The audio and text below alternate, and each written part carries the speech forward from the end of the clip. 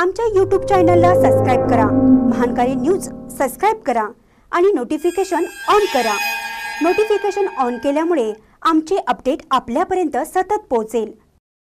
हातकणंगले लोकसभेमध्ये अप्रामाणिक लढाई सुरू, धैर्यशील माने यांना विजयी करा, मंत्री चंद्रकांतदादा पाटील यांचं आवाहन।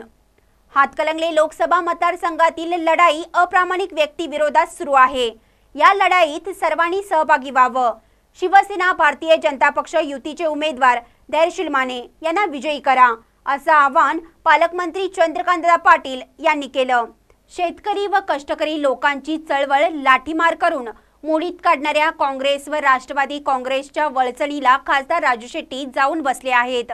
त्यांनी प्रत्येक निवडणुकीत वेगवेगळ्या पक्षाची जवळीक साधून सत्ता भोगली आहे। ते खुर्चीसाठी पक्ष व मतदारांशी अप्रामाणिक राहिले आहेत।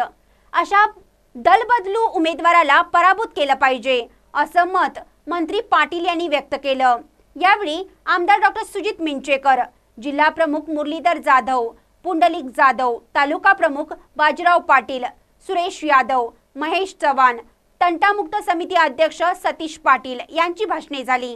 या प्रसंगी माजी उपसरपंच राजेश पाटील, ग्राहक संरक्षक कक्ष प्रमुख दीपक यादव, नवजीवनचे सुरेश पाटील, माजी पंचायत समिती सदस्य अनिल खवरे, पंचायत समिती सदस्य उत्तम सावंत, नितीन चव्हाण, अण्णा सावंत, विनोद अंची, विनायक कुंभार, संदीप कांबळे यांच्यासह पदाधिकारी व कार्यकर्ते उपस्थित होते। महानकारी न्यूज साठी पुलाची शिरोलीहून कुबेर हंकारे।